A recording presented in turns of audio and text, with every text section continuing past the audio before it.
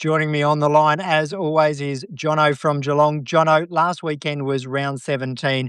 And can we start with the game between your Cats and the Brisbane Lions? Yes, good to talk to you once again. Do we really have to start with that one? But I suppose 22-point margin?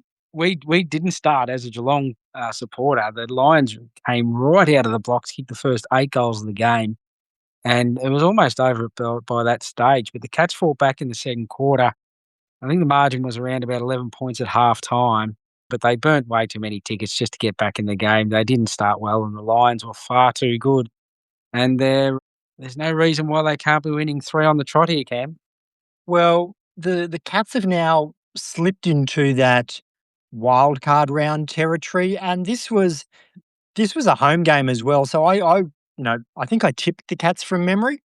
Yeah, I think you did. And well, we've got to remember the Lions came down here last year and did the same thing to us, but they beat us by about 12 goals, and that was Paddy Dangerfield's 350th game and the first whiteout game that Geelong hosted last year.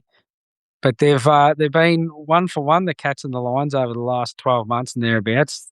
They win one, we win one, they win one, we win one, but the Lions tend to win the one that counts, and that's grand final day.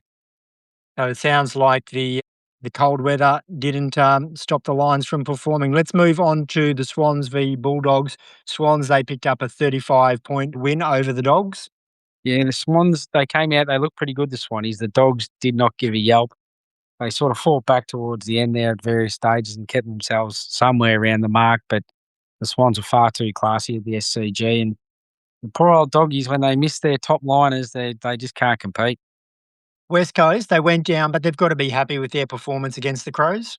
I think they've got to be happy with their year thus far, Cam. They've been competitive in a lot of games. They've won a couple as well, a couple more than they did last year. So yeah, they're on the right track, the Eagles, and they're probably still another couple of years away from really being thereabouts. But it's good signs. They've got some good kids. Yeah, 4 wins now for the season for the Eagles, and Melbourne 125 defeating the Hawthorn Hawks 90. This was phenomenal. The D's absolutely blasted out of the box against the Hawkers. I think at one stage I saw the scores something along the lines of 85-8. The Hawks fought back. I think they kicked 12, 13 or 14 goals in the third quarter, which was, the D's will go away and have a bit of a look at that and how that happened. But yeah, down in Tassie too, everyone picked Hawthorn. I didn't see anyone that picked the D's to get over the line down in Tassie, but they went down there and they did it well. Yeah, that's interesting because the Demons, they're now sitting 6th on the ladder, and the Hawks, they're 3rd. So it was a top echelon battle, but yeah, well done to the Demons. What happened in Canberra? The Fremantle Dockers, top of the table, went down to the inconsistent GWS. Did GWS just find form just for this game? Well, I think, Cam, we just saw a glimpse of what the Giants are capable of. And I think I've been saying all year that they've been depleted by injuries at various stages. And at some point, they've got to click and they'll get a few players back, and their second half of the year should be strong. But they've sort of had players go in and out all year, and they'll lose Lockie Whitfield again with concussion next week. But I think we're just seeing what they should have been dishing up all year. And I think it's probably the loss the Dockers needed to have. They'd won 14 on the trot or something ridiculous along those lines, but they can't win them all, and it's probably good they've had a loss for their point of view. And Gold Coast Suns went down to the Magpies by 6 points. My screen is just showing red L, red L, red L, like just red L across the screen for the Gold Coast Suns. And that is, The slide continues to 14th now. and I think that's been since Darwin, Cam, hasn't it? They haven't left Darwin. There's a bit of spite in this one too, with Longy from the Suns bowling over Braden Maynard on the halftime siren and cracking a couple of ribs for Maynard, which he's probably owed a few because he's dished a few out to some opposition players over the journey. So it was, from a non-Collingwood supporter, Cam, it was nice to see that happen to Maynard. But yeah, the Pies were just a bit too strong in the end for the Suns, and yeah, it's troubling times there at Gold Coast. Explain me what a non-Collingwood supporter is. Does that mean like you're not just neutral, you're anti? Pretty much. And Yep, I think makes sense. and I think pretty much more the fact that it was Braden Maynard too. He likes to dish him out, old Maynard, so it was good to see him get one back the other way. You would describe them as the Manly of the AFL? No, I won't, but I would describe him as not the strongest, tough man you've ever seen. Okay, now, would you describe Collingwood as the Oh, Manly Warringah Seagulls of the AFL, the team that people yeah. just love to hate? Yes, 100%, Cam. Sorry, I missed that. Yes, 100%. And the Blues picked up another win. It wasn't by much, 2 points over the lowly Richmond Tigers, but the Blues, where the Suns are showing a lot of red on the screen, the Blues are just green W's all the way along. Yeah, phenomenal. And we say it every week. They haven't lost a game since poor old Michael Voss was shown the door. And yes, good luck to them. Well done, the Blues. But they made hard work of it against the Tigers. And credit to the Tigers, they actually put up a fairly decent fight. Again, some controversial umpiring decisions, Cam, which we're now seeing, unfortunately, in every game of footy, just about every weekend. And there almost needs to be some sort of inquiry into the arc, the goal investigation, video cameras, and also the field umpiring. It seems to be just general discussion for the whole week leading into the next round of footy. It's a big call that there needs to be an investigation. St Kilda, what are they now? 12th on the ladder. They took on the 18th place Bombers and they more than doubled the Bombers' score. Yeah, the Bombers are struggling, Cam. They'll be just waiting for this year to finish and start again next year. Obviously, they'll have a new coach, whether it's James Hird or whoever they put in the helm there. Whoever comes in is not going to flick the switch overnight and turn it around. But yeah, they're struggling, the Bombers. And well done to the Saints. They still had to get it done. They went out there and did it. And I thought the Kangaroos would have got the job done against Port Adelaide, but it was actually Port Adelaide who came up trumps at home. Yeah, and good on Port Adelaide because they have been around the mark for most of the year, and I think they've lost 5 or 6 games by under a kick. So they have been thereabouts. So it was nice to see them get a win and a win that, well, they had to fight for it. North were thereabouts even with, halfway through the last quarter. So it could have gone either way, but Port too strong in the end.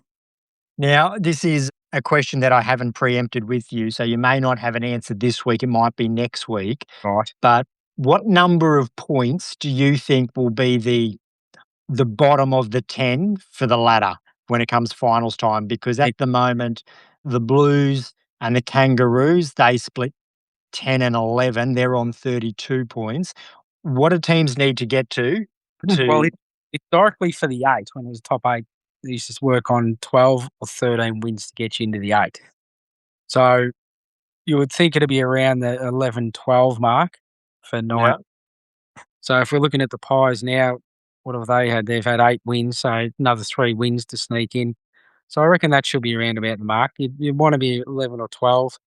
But then again, when we've got Richmond and Essendon and West Coast, sides that aren't winning games, that might even lift the number by 1. So we might be saying, 12, 13 wins for, 9 and 10, 13, 14 wins for 7 and 8. But yeah, it's starting to look a little bit of a logjam there, Cam, isn't it? From 4th. It certainly is. No, you look at Geelong at 7th, like that's the best team we've probably seen sitting at 7th place on the ladder. So the Cats probably need to pull their finger out, win a few more games here. Let's turn our attention now to round 18. Thursday night, Dockers and Swans. This will be huge. Top of the 1v2. First versus second over in Perth. Freo looking to bounce back after their loss to the Giants last week. And the Swannies, they're just humming along. So this will be a must-watch game on Thursday night, Cam. Certainly will. Friday, Collingwood and the Kangaroos go head-to-head. Yeah, the Pies, you would think would be too strong. George Wardlaw, a young gun from North, he'll miss with a hamstring injury, so that's a bad loss for North. And the Pies, they're just rolling along nicely here the last few weeks, so I think they should be too strong for the Kangas. All right, let's just loop back to Dockers and Swans. We didn't put our tips in. I'm going to tip the Dockers over in the West. And I'm going to tip the Swans in an upset. Who would have thought we'd be saying a Swans in an upset, but I'm going to tip the Swans. Very good. And Collingwood Kangaroos? Yeah, Pies for me, Cam.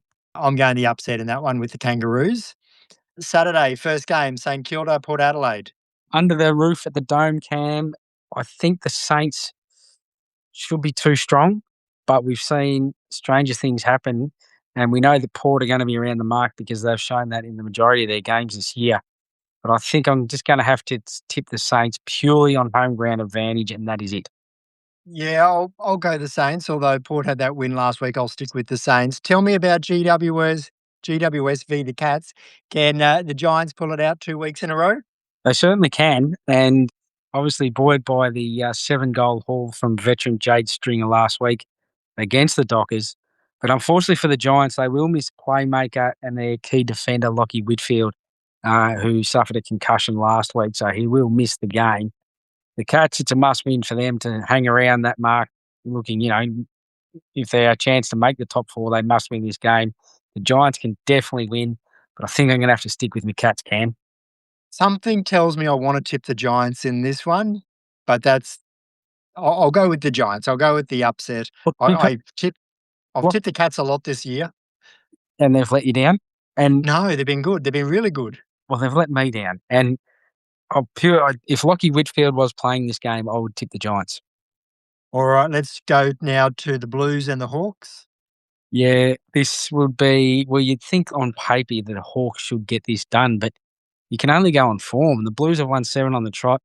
The Hawks have come back from an absolute debacle of a weekend last weekend down in Tassie, but they should bounce back. Whether the wizard Watson comes back into the side, time will tell later in the week. Blues will give them a bit of a shake-up, but I think the Hawks should prevail in the end. So this could be the game that ends the Blues run? I think it will be. They can't keep winning. They can't keep this stretch running. And Hawthorn, they're sitting third on the ladder for a reason, the Hawks. They're a good side and they should be too polished and get this job done. Yeah, I'm going to tip the Hawks in that one. Sorry, Blues. Crows and Suns, 5v14. Well, as you know, Cam, if we think back to the start of the year, I did tip the Crows to win the flag, and they're currently sitting in 5th, and they've been a little bit inconsistent, dropping that game against Port the week before. But I think they should be too strong with the Suns. But the Suns, at some point, they got to draw the line in the sand and say, we must win a game of footy. So it could also be this weekend. But I think purely for the home ground advantage at the Adelaide Oval, the Crows win for me. Yeah, it's going to be a tough ask for the Suns, but I don't tip against my team, so I will be tipping the Suns. Dogs and Eagles? Dogs should be too strong for Eagles, Cam. They need to bounce back after their loss to the Swannies last week if they're going to partake in any of the finals this year, the Dogs. Fair enough. I'll back the Dogs there. D's and the Tigers? These are red hot, and they should account for Richmond comfortably. 108 up against $8. Yeah, we'll back the D's there. And the Lions, 4th place Lions up against the 18th Bombers, 102 to $15. Yeah, you don't much else to be said. You don't see a $15 winner in a 2-horse race too often, do you? So the Lions win by the length of the Flemington Straight, if we're talking horse racing, Cam. 3,200 metres. Correct. That's the Melbourne Cup Day. All right. Anything else to mention? The AFL dishing out $45,000 worth of fines for melees over the last weekend, Cam. So that's a nice few little dollars in the coffer of the AFL once again. It's such an AFL word, melee, isn't it? Yeah. Once upon a time, if we're talking NRL, it's just a proper dust-up, isn't it? Yeah, certainly is. That's long gone in the past now, which is, good for the football that it's out of the game. Anyway, Jono, it's been good to talk. Let's chat again next week and, yeah, go those Suns. Go the Cats. Thanks, Cam.